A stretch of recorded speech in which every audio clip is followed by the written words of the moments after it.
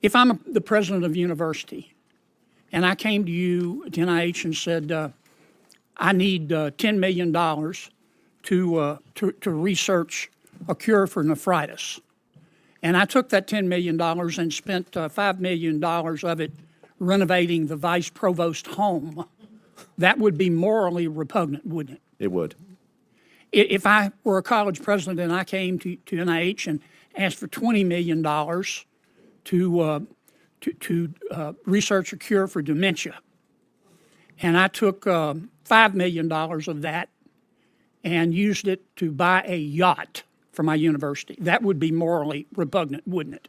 That would, and no, that's not. And that's happened before, hasn't it? This may look like a routine budget hearing, but it's actually a stress test for how power is exercised inside America's most trusted scientific institutions. What's really being tested here is whether public health agencies remain accountable to outcomes or drift into insulated systems where spending priorities escape scrutiny. This raises broader questions about how taxpayer money is filtered through bureaucracy, who decides what qualifies as legitimate science, and whether institutional neutrality still exists when budgets reflect ideological preferences.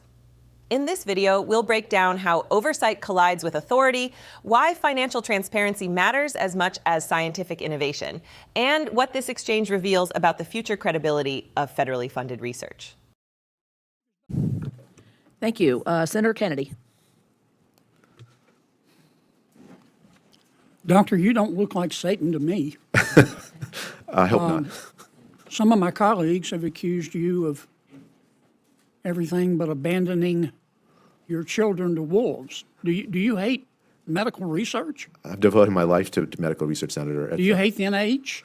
I love the NIH. I think I said that in my Senate hearing, my earlier Senate hearing. I absolutely, I think it's the most important biomedical institution. What just happened is the removal of institutional immunity. Oversight only works when leaders are questioned as stewards, not celebrated as symbols. This matters because public trust in science depends on accountability, not reputation. When agencies are shielded from tough questions, mistakes compound quietly and reform becomes impossible. This moment signals a shift from passive approval toward active governance. This budget that we're debating today is the president's budget. When's the last time Congress took a president's budget and enacted it? You know, the funny thing is, I've gotten to, thanks to this process, I've got to talk with all y'all. When's the last time that happened? I can't remember. It's never happened in the history of ever happened. I mean, everyone has strong opinions about what should happen, and Congress gets to have a say, and that's a good thing. There's some changes that need to be made at the NIH, aren't there? There are. Okay. If I'm the president of a university and I came to you at NIH and said, I need $10 million to research a cure for nephritis, and I took that $10 million and spent $5 million of it renovating the vice provost home, that would be morally repugnant, wouldn't it? It would. If I were a college president and I came to NIH and asked for $20 million to research a cure for dementia, and I took $5 million of that and used it to buy a yacht for my university, that would be morally repugnant, wouldn't it? That would, and no, that's not. And that's happened before, hasn't it? What just happened is a reframing of federal spending as an ethical contract. This matters because public funds are justified only by public benefit, not institutional comfort. Once resources meant for cures are diluted by excess, the mission itself erodes. What this leads to is a demand for clearer lines between research necessity and administrative indulgence. Hypothetical, alas.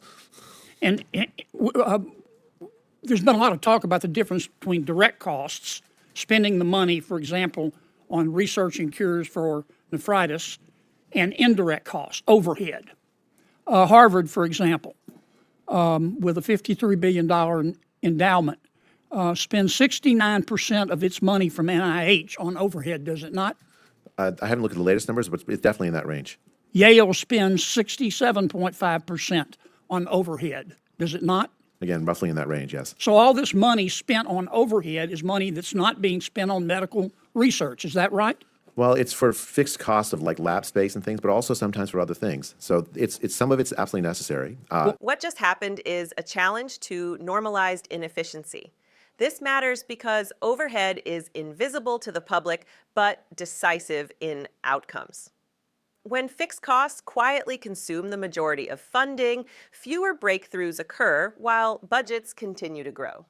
This leads to pressure for reform models that reward results, not scale. Well, if I'm the Gates Foundation and I came to the NIH and said, I don't want money, I want to give you money. I want to give you $100 billion. Yeah. But you can't spend more than 10% on overhead. Would the NIH turn it down? I wouldn't turn it down, no. In fact, I think that Gates Foundation overhead rates are roughly, again, in that range, 10 to 15%. The Robert Wood Johnson Foundation limits overhead to 15%, does it not? That's what I understand, something like that. What just happened is proof that constraint is possible.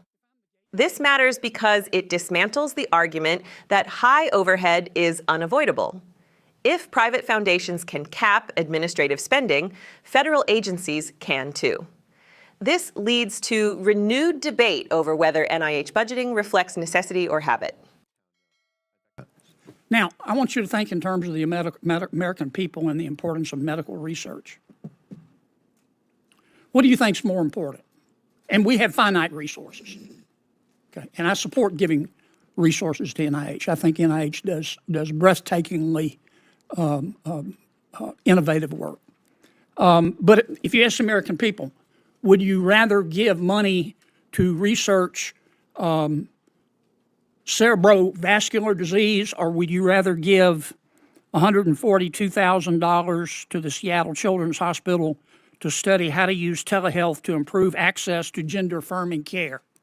What do you think the American people would say? Senator, the NIH should be a non-political organization, non-ideological, addressing the health needs of the American people. But yet, the NIH also spent $120,000 in a grant to, quote, develop 3D avatars that help people work through gender dysphoria, end quote. Did it not? It did. And the NIH also spent $2,368,492, gave it to Brown University to study, quote, improving mental health among the LGBTQ community impacted by the COVID-19 pandemic. Did it not? I think it did. What just happened is a confrontation between mission clarity and scope drift. This matters because agencies lose legitimacy when priorities appear detached from core public needs. When resources are limited, every allocation becomes a value judgment. This leads to deeper scrutiny of how scientific agendas are set and who they truly serve. Although I have to say that Do you think that's more important than studying chronic lower respiratory disease? I mean, I think we should address the real health needs of Americans, not divide Americans into we have to take into account the real differences in in the biology of people. But when we do that, we should do it in a way that really addresses their actual health needs. Not I'm running out of time. What we have to do is spend the money on research. We should, absolutely. It's real simple. I agree with you, Senator, 100%. And some universities aren't, and NIH is not calling them on it. Isn't it a fact that a study showed between 2017 and 2019, auditors found 137 critical trials funded with taxpayer money involving 41,000 kids, and they didn't even report the results. What happened to the money? Senator, I think that researchers we support have an obligation to share their data publicly with the American people, no matter what the results. Otherwise, it's wasted. Yeah, I agree. All you want to do is fix NIH, don't you? I do. I want to fix all those problems, Senator. What just happened is the exposure of a breakdown in accountability. This matters because unreported results undermine the very purpose of research. Without disclosure, knowledge stalls and trust collapses. This leads to calls for enforcement mechanisms that treat transparency as non-negotiable. This hearing wasn't about personalities. It was about stewardship. When institutions entrusted with public health operate without clear financial discipline, credibility erodes no matter how noble their mission sounds. Accountability isn't hostility toward science, it's protection of it. If oversight fails, waste becomes normalized and trust dissolves. A system that cannot justify its spending cannot ask for more power. That's why scrutiny matters and why transparency must be enforced, not requested. Subscribe to Liberty Report USA and support our work to expose the truth.